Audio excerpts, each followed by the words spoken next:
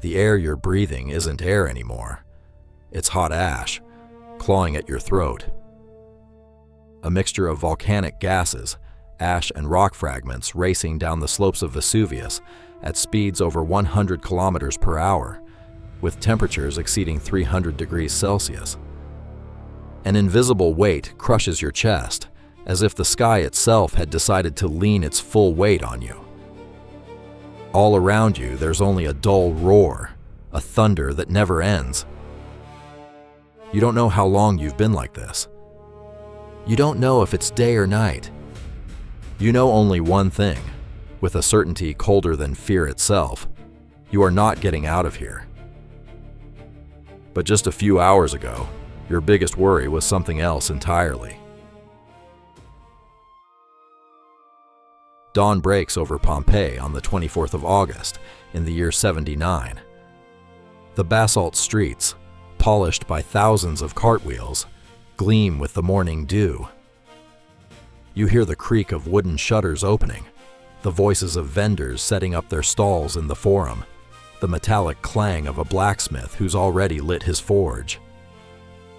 Pompeii isn't a large city, but it's alive at every hour. Around 11,000 people live among bathhouses, taverns, brothels, and temples painted in colors we'd struggle to imagine so vivid today.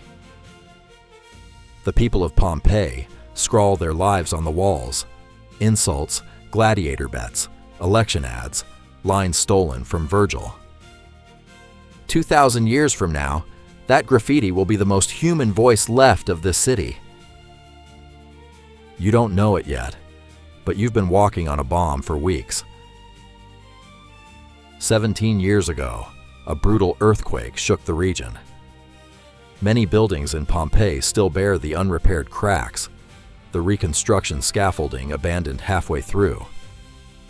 People learned to live with the small tremors, almost the way one learns to stop noticing the rain. No one connected any of it to the mountain. Because to you, Vesuvius has never been a threat. It's just a green mountain, covered in vineyards, where a thick, sweet wine is grown and sold across Italy. Not even the most educated Romans suspect it's a volcano. That word doesn't even exist in their language yet. This morning, though, something is bothering you, though you can't explain why. The neighborhood dogs have been restless for days, pulling at their chains toward nowhere in particular. The well in your courtyard has dropped in level, as if something far below were drinking it dry. A flock of birds crosses the sky in a strange direction, fleeing from something you can't hear yet. You shrug it off. There's work to do, and the market waits for no one. It's shortly after the 6th hour, the Roman midday, when the sound arrives. It isn't thunder. It's deeper, longer, as if the earth itself had coughed. You turn toward Vesuvius and your stomach drops. The mountain's peak no longer looks the way you knew it. A gray column rises into the sky, wide at the base and spreading open at the top like the crown of a giant pine tree. The column keeps growing. 10 kilometers, 20, 30 kilometers high, something no human being had ever witnessed or described before.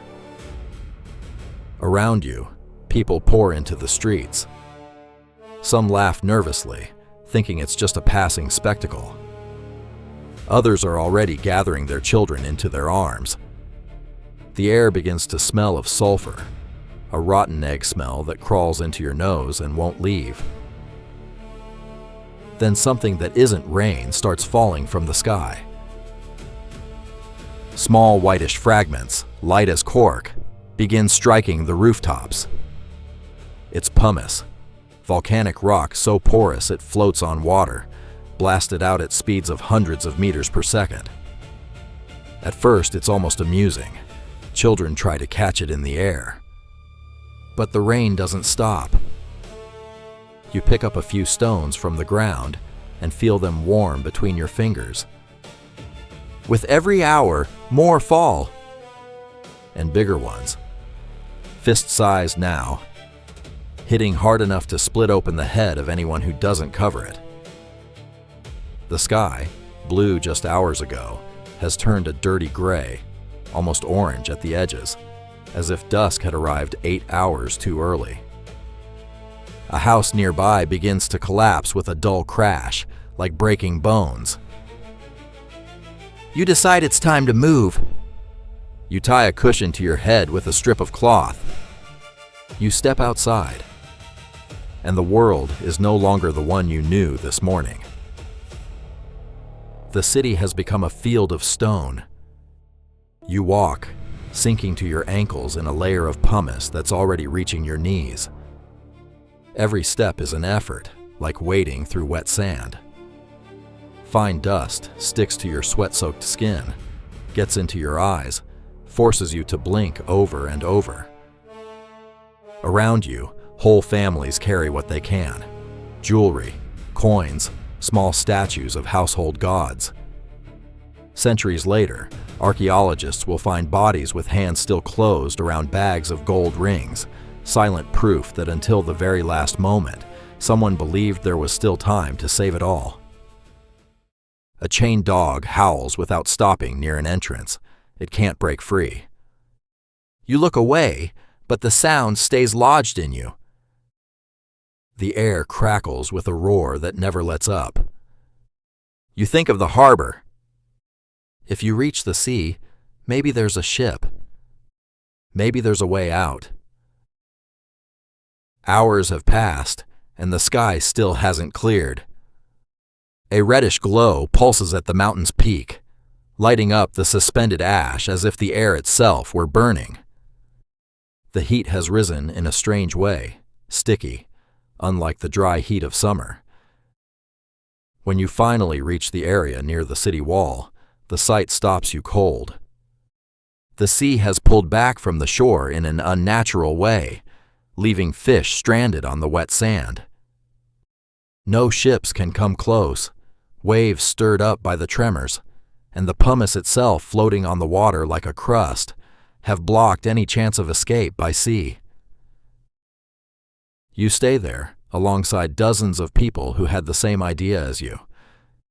You take shelter under the stone arches near the beach, pressed against one another, seeking some protection from the endless rain of pumice. The warmth of another person's body is, strangely, a comfort. Centuries later, in that same spot, archaeologists will uncover more than 300 skeletons huddled beneath those arches, the so-called fornici of Herculaneum in the neighboring city, an exact echo of what you're living through right now in Pompeii. The layer of pumice covering the streets already exceeds 1.5 meters. Breathing grows harder by the minute. The fine dust scrapes your throat as if you were swallowing ground glass. And then something changes. The roar of the eruption shifts. It stops being a distant sound and becomes something you feel in your chest, a vibration rising up from the ground. The column of smoke and ash that had been climbing skyward for hours, spent, begins to collapse in on itself. What has, until now, been a rain of stones is about to become, in a matter of seconds, something far worse.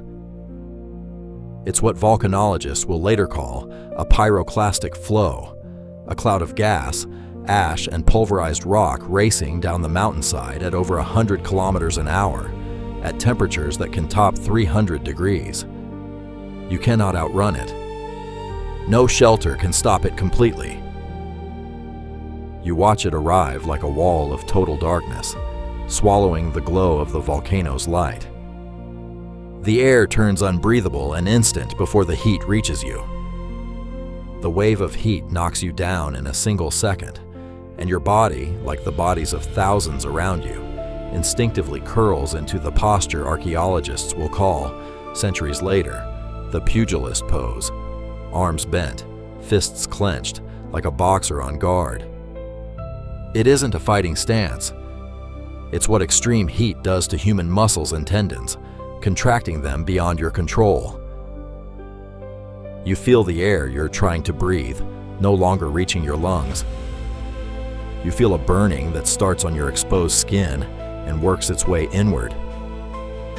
The sound of the world has gone silent, replaced by a sharp ringing that fills your entire skull.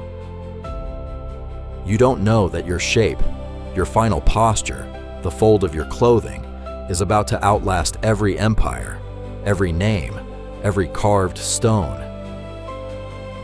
Your chest can no longer expand. Strength leaves your arms, your legs, one by one, like candles going out in an empty house. The darkness is no longer fear. It is simply silence. Beneath the ash lie its streets, its bathhouses, its taverns, its walls painted Pompeian red, and more than 1,500 bodies still being uncovered, one by one, to this day. The city that fire erased from the map is, today, the place where the ancient world breathes most vividly. You're no longer here to see it, but your imprint, quite literally, remains.